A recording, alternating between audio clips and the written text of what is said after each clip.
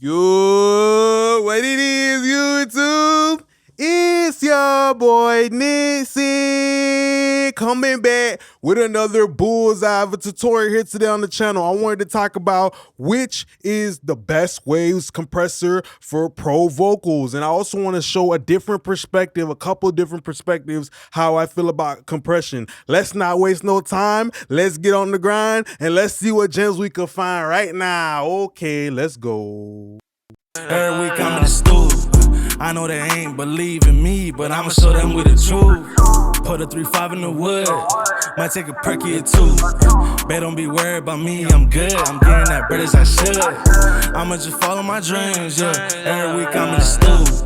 I know they ain't believing me, but I'ma Okay, so we gotta kind of understand what the song sounds like. So today I wanted to talk about the different varieties of waves compressors and how I like to use them. So usually when you think about compression, you know, people on YouTube I feel like they always try to brainwash people who don't know anything about, mixing like that. You know, they always tell you that compression is all about taming the peaks. You take the quiet part and you take the loud part and you put them together. So, you know, it's always some BS like that. I feel like it's so limiting, you know, like when you try to like teach people that compression is only about taming peaks. I want to show a couple different ways how I see compression. So usually with a song like this, you know, the very first thing I want to go to is like the background vocals. I like something like a CLA 76 by Waves. I like to use it a lot of the times like a saturator. You know, a lot of the times these compressors too, they have a certain tone to it. You know, I see the CLA 76 like the slingshot of compressors, you know. So especially with something like the release time, it's like, you know, when you pull the slingshot, right? How quick does that slingshot bounce off whatever you put in it, you know, kind of like, you know, jumps at you, right? And the attack time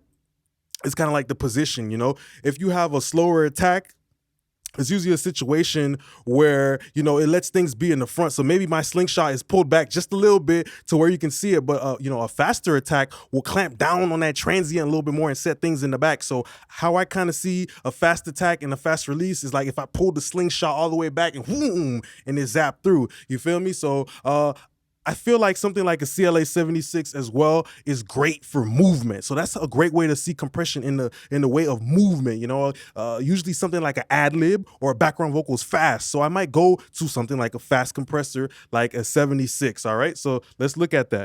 every week I'm in the stool. I know they ain't believing me, but I'ma show them with the truth. Put a 3-5 in the wood, might take a perky or two.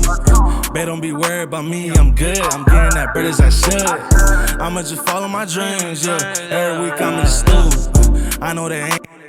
So it's also important as well to understand that this has a tonal characteristic too. When you click something like bluey, I kind of see it in a situation where I see it like the sunrise. It's up in the early in the morning. It's very bright, and I see the blackie as in kind of like when the sun is setting and the day is starting to be over. So that's another way to understand compression is the tonality, the mood that you want to set. Sometimes what I'll do is I might even automate this button right here where on the hook I have it be on bluey mode, but on the verse I'll have it be on blackie mode, and you know that in itself, the different type of saturation will give a different vibe. You know what I mean? So after that, another great compressor from Waves is the Kramer Pi. You know, it's really funny in Florida because in Florida we have a term when we see somebody who's acting up, you know, acting like, you know, kind of funny. We say, boy, you a pie ass nigga, dog. I swear to God, you had it so pie, dog. I don't know if they still say that, but I feel like when I was younger, they used to say that a lot.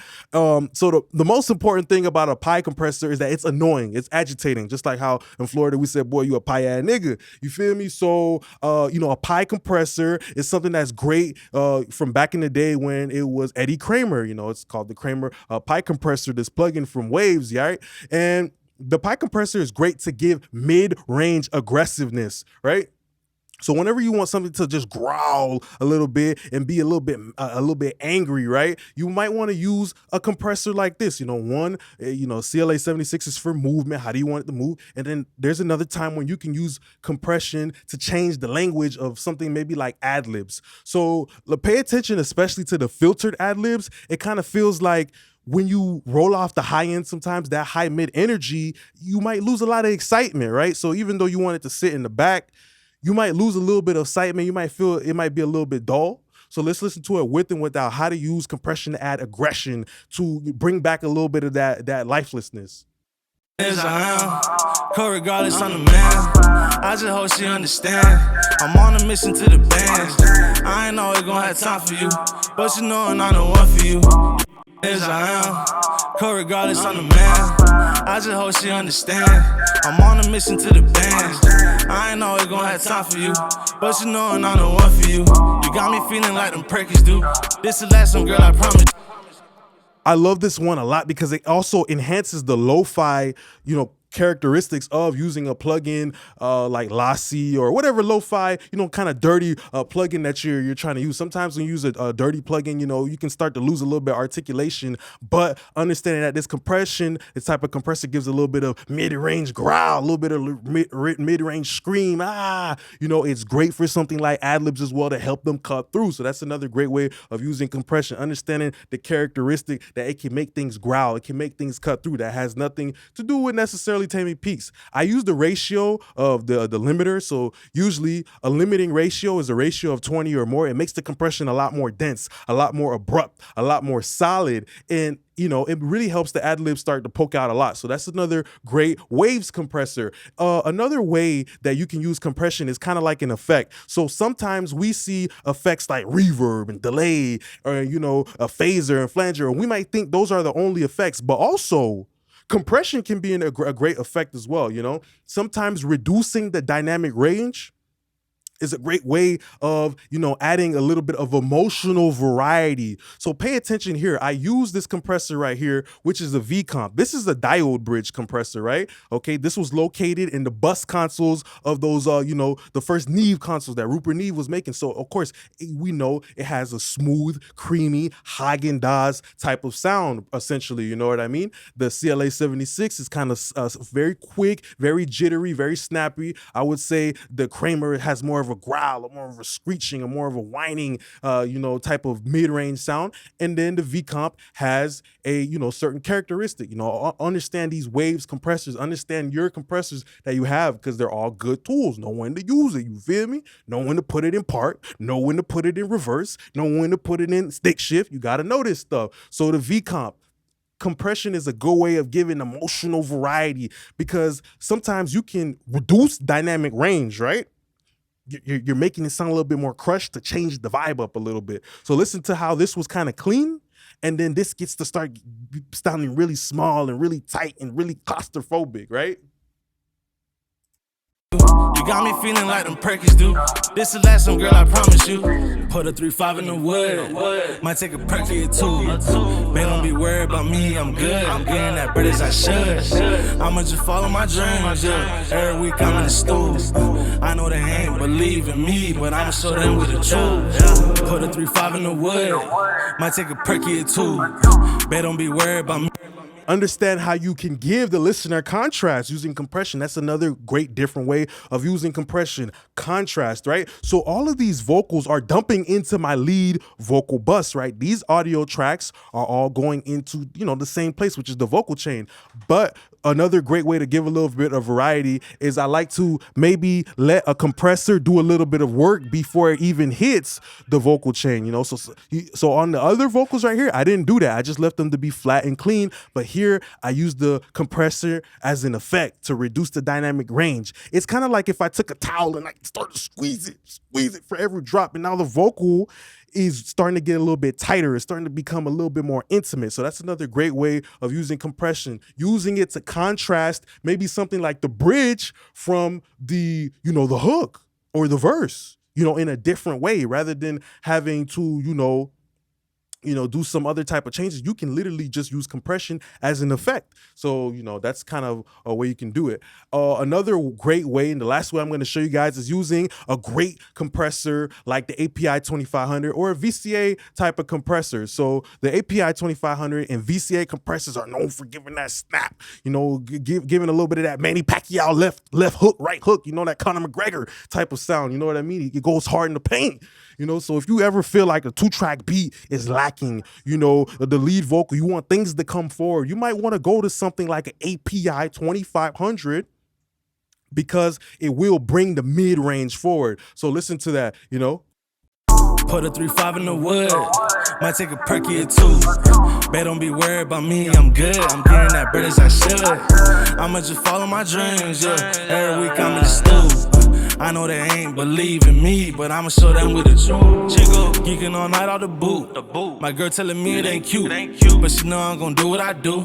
Said I changed, but I lied, it ain't true. I got a monkey on my back. I got a baddie on my lap. I got. So maybe you might feel as you're mixing that things are really starting to be very passive, very excuse me, and starting to back up a little bit. You might want to just bring things forward to the mix. Sometimes a bus compressor can be a great, decision. A VCA bus compressor like the API 2500, very aggressive, very snappy, and modern. Okay, but when you apply a bus compressor, first thing you gotta hear is the low end. What's happening to that 808? What's happening to that kick? Am I losing punch? That's the first thing, because if a bus compressor does not sound good, do not use it. I don't give a goddamn if it's gluing your mix or whatever. Like, no, it doesn't matter. You got to listen to the whole song. And you don't have to use bus compression if it's not necessary. You don't have to use compression if it's not necessary at all. So this is a great way of positioning. Compression is another great way of changing the positioning of stuff inside the mix. Especially you got the 2-track beat, you don't got the stems, but you trying to move things around, you trying to reorganize, the desk and everything like that. Where the computer's at, okay, where's the speaker at? You trying to organize where your pencils and your notebook at, you trying to reposition things. That's a great way of doing it using a bus compressor, being like a quarterback, telling the wide receiver, okay, go over here, okay, go running back, come back over here, okay, offensive lineman, sit your ass right there. That's a great way of using and understanding compression. So let's go over what I talked about today, using a bus compressor in the way of how you position things, right? How you have the formation, how you position things, Then we also looked at something like the VCom, how to use compression as an effect, to reducing dynamic range sometimes can change the scenery of the mix, making it feel like it's closed in a claustrophobic type of space, compared to, more dynamics, less crushing of the vocals makes it feel bigger. You know what I mean? Closed flower, open flower, right? I also showed you guys how something like a CLA 76 can be like a slingshot, boom, affecting the speed, affecting how things are, kind of moving forward. And also, the character, the mood change of nighttime and daytime, right? And the last thing I showed us today is the Kramer Pi compressor, how you can enhance those ad-libs so things don't get lost in the mix, So all of these ways are beautiful, different ways compression can help you. So it's not about taming no goddamn peaks, all right? So I just want to say thank you so much for being a great part of my YouTube family. Don't forget to like, comment, and subscribe, suggest more video ideas. Appreciate you now, YouTube gang. Peace.